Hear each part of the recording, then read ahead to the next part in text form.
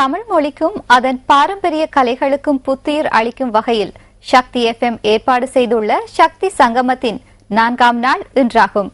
இன்றைய 4ஆம் நாள் கலை நிகழ்வுகள் யாழ் திருநெல்வேலி பகுதியில் இடம்பெற்றன.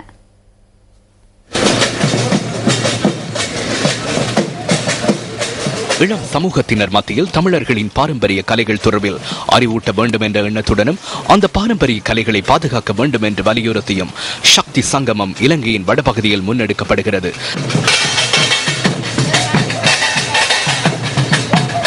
கடந்த 24ஆம் தேதி ஆரம்பமான சக்தி சங்கமம் வடமாகாணத்தில் அமைந்துள்ள 10 நகரங்களில் இடம்பெறுகிறது. இதன்படி தமிழர்களுக்கே உரித்தான பாரம்பரிய கலை வடிவங்களை வெளிப்படுத்தும் சக்தி சங்கமம் வீதி திருவிழாவாக யாழ்ப்பாணம், மானிப்பாய், நெல்லையடி, திருநெல்வேலி, சுன்னாகம், சங்கானை, உருகாவத்துறை, சாவக்கச்சேரி, கிளிநொச்சி மற்றும் முல்லைத்தீவு ஆகிய நகரங்களில் இடம்பெறுகின்றது. இதற்கமைய சக்தி சங்கமம் நெல்லையடி பகுதியில் நேற்றைய தினம் மிகவும் கோலாகலமாக இடம்பெற்றன.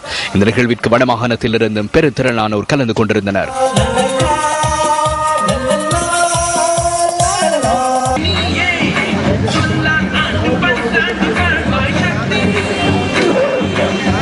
பாரம்பரிய கலைகளின் காவலர்களாக விளங்கும் இவ்வாறான கலைஞர்களின் திறமைகள் மேடையேற்றப்படுவது தமக்கு கிடைத்த சிறந்த சந்தர்ப்பம் என கலைஞர்கள் தெரிவிக்கின்றனர்.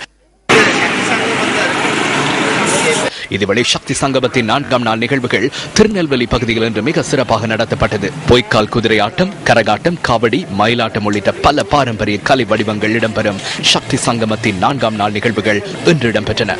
சக்தி சங்கமத்தின் 5ஆம் நாள் கலை நிகழ்வுகள் நாளை சுன்னாகம் பகுதியில் இடம்பெற உள்ளது. சக்தி சங்கமத்திற்கு ஊடக பங்காளர்களாக நியூஸ் ஃபர்ஸ்ட் மற்றும் சக்தி டிவி ஆகியன கைகோர்த்துள்ளமை குறிப்பிடத்தக்கது.